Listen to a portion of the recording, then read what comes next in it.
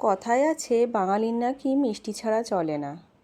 তো দিনটা যদি হয় নববর্ষের দিন, তাহলে তো কোনো কথাই নেই, একটা মিষ্টি কিন্তু খেতেই হবে।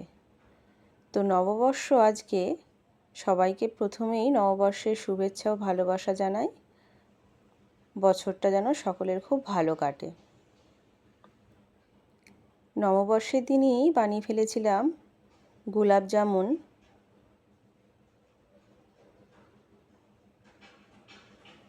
তো এটা বানানোর জন্য প্রথমেই নিয়ে নিয়েছি 1.5 লিটার দুধ, যেটাকে লেবু দিয়ে কেটে আমি ছানা বানিয়ে নিয়েছি। ছানাটার যখন একদম জল ঝরে যাবে, তখন এটাকে খুব ভালো মতো মাখতে হবে, যতক্ষণ না পর্যন্ত এটা টাইট হয়ে যায়। হাতে মুঠোর মধ্যে নিয়ে দেখতে হবে এটা টাইট হয়ে গেছে কিনা। এটা যদি একদম শক্ত হয়ে যায়, তাহলে মনে হবে এটা হয়ে গেছে। এরপর এটাকে গোল শেপ দিয়ে তার মধ্যে আমি একটু একটু করে কিন্তু একটু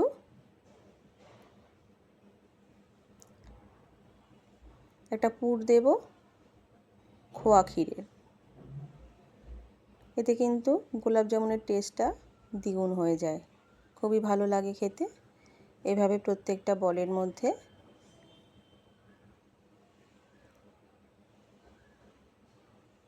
খোয়া ক্ষীর পুট করে বানিয়ে নিতে হবে।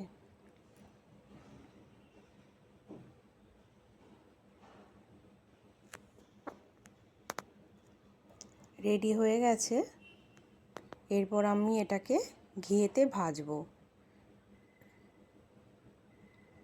কড়াইতে নিয়ে নিয়েছি ঘি, সেটা গরম হলে প্রত্যেকটা ছানার বলগুলোকে দিয়ে লাল লাল করে ভেজে নেব। ভাজার সময় মাথায় রাখতে হবে এটা লাল লাল যেন হয়, অথচ পুড়ে না যায়, তাই খুব সাবধানেই ভাজতে হবে।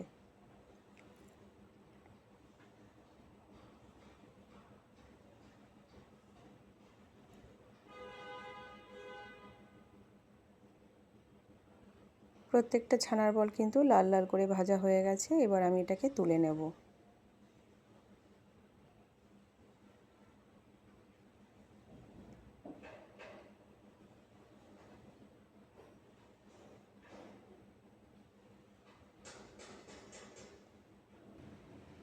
হাফ বাটি জল নিয়ে নিয়েছি, তার মধ্যে চিনি অ্যাড করব,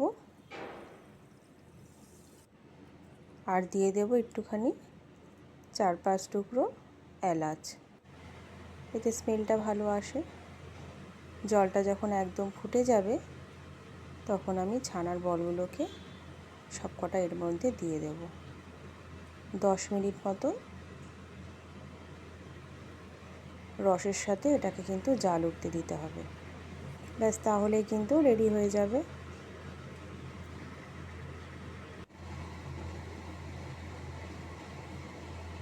এটা হয়ে গেছে। গ্যাস বন্ধ করে এটাকে একটু ঠান্ডা হতে দেব। তবে গোলাপ জামুন কিন্তু একটু গরম থাকা অবস্থায় খেলে বেশি ভালো লাগে খেতে। এটা 80% ঠান্ডা হয়ে গেছে। আমি এখনই এটা সার্ভ করব।